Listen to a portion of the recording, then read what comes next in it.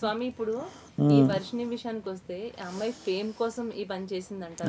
ముఖ్యంగా ఫేమ్. అటు అబ్బాయో తెలియదు అమ్మాయో తెలియదు అటు ఇటు కాని వ్యక్తి ఈమె చూస్తే మీరు ఆ టాపిక్ వాస్తవం. మీరు ఇందాక నేను చెప్పినట్టుగా ఈ అమ్మాయి తెలివైనదని నేను ఎందుకు చెప్తానంటే, ఫస్ట్ అయితే ఫేమ్ కోసం వచ్చిందో డబ్బుల కోసం వచ్చిందో అది పక్కన పెడితే, ఈయన గారు అఘోర కాడ నుంచి లెటర్ వచ్చిన తర్వాత అఘోర కాదు అని తెలిసిపోయింది. తెలిసిపోయినాక నువ్వు ఎందుకు క్వశ్చన్ చేయలేవు? ఒక వర్షన్. రెండోది, మొదటి భార్య రాధిక అని ఒక అమ్మాయి వచ్చాక అదే రోజు నైట్ ఎందుకు పెళ్లి చేసుకున్నావు? అంటే ఒక వ్యక్తి ఆల్రెడీ ఉన్నాక ఈ రోజుల్లో ఏ భార్య అయినా, నాకు తెలిసి ఈవెన్ ప్రేమించుకున్న ప్రేమికులైనమ్మా, అన్ని సుఖాలని అన్ని విలాసాలని అన్ని వల్గారిటీని పంచుకుంటుంది వేరే వాళ్ళతో, కానీ పడక పంచుకొనియరు. భార్య అలాగే ఉంటుంది, భర్తది కూడా ఉంటుంది. ఇది అంతిమ నిర్ణయం ఒక ప్రేమలో కదా. ఆయన గారు ఈవిడని రేప్ చేశాడో లేకపోతే ఇంకేదో చేశాడో, ఏదో మొత్తానికి వచ్చేసి ఒక స్త్రీ మెడలో తాళి కట్టిండు అనేది రుజువు అయింది లీగల్గా. ఎందుకు క్వశ్చన్ చేయలేదు ఈవిడ అంటే, మరి ఈవిడ విలాసవంతమైన జీవితం ఆలోచించిందని వెరీ వెరీ ఫెయిర్ డిస్కషన్ కాదు అంతే. నా మొగుడు ఆయనకి ఏమొస్తాయి ఇప్పుడు? ఆయనకి ఏమి రావు, అఘోరతత్వంలో ఉన్న ఏమి రావని నిర్ధారణ అయిపోయింది.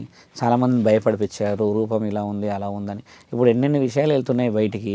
అసలు యాక్చువల్లీ నేను ఈ టాపిక్ డిస్కషన్స్ ఏంటంటే ఆ రోజు ప్రెస్ మీట్లో చెప్పేసిన, నేను మళ్ళీ ఎల్లూరి శ్రీనివాస్ టాపిక్ నేను మాట్లాడడానికి రానవసరం లేదని. కానీ చాలామంది మహిళా సంఘాలు కుటుంబాల గురించి చాలామంది ఎక్కడెక్కడి నుంచి ఫోన్లు వస్తున్నాయమ్మా.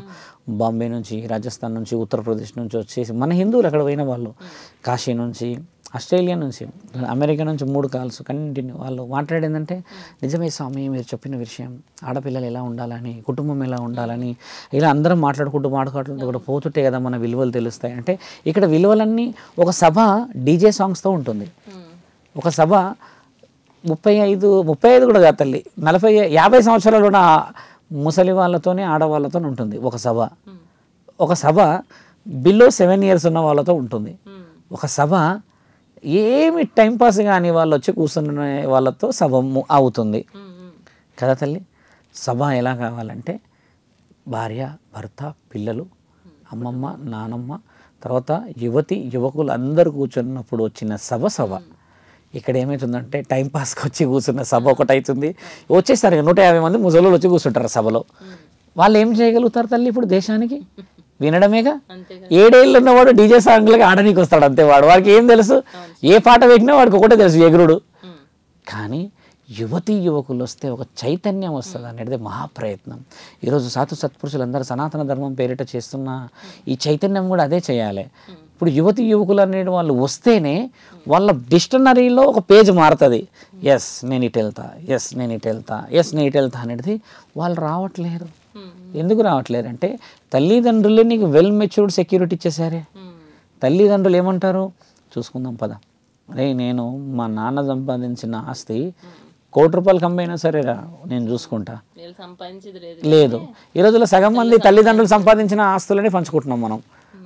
మరి మన ఆస్తులన్నీ మన కడుపులో పుట్టిన వాళ్ళు ఏమని చూస్తుంటారు? తింటున్నారు. ఇప్పుడు ఇంకో 20 ఏళ్ళ తర్వాత ఏం కావాలి?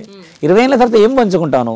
సరే, ఒకప్పుడు అదృష్టం బాగుండే జనగాము, తొర్రూరులోనూ మన తాతల పట్ల వ్యవసాయం చేసుకున్న బతుకులతో ఒక 2 ఎకరాలు 3 ఎకరాలు ఉండే, దేవుడి దయతోని గవర్నమెంట్తో మొత్తానికి కోట్లు అయినాయి. ఈ కోట్లు నువ్వు ఎన్ని గంటలకు తింటావు? ఈ కోట్లు నువ్వు తినేసి ఎన్ని రోజులు బాగుపడతావు? ఇవన్నీ నేర్చుకోకూడదా తల్లి? ఈరోజు ఒక ఫ్లాటే ఉంటుంది మన దగ్గర, ఎకరాల్లో లేవు. బియ్యం కూడా ఏమంటారు పేరు, ప్లాస్టిక్ బియ్యం వస్తున్నాయని అంటున్నారు. దేవుడి దయతో ఇంకా రాలేవు, అవి తెలుస్తాయి కదా. ఎన్ని ఫుడ్ తింటున్నాం చూడమ్మా. ఎగ్స్ వచ్చాయి అంటారు, ఇన్ని వస్తాయి.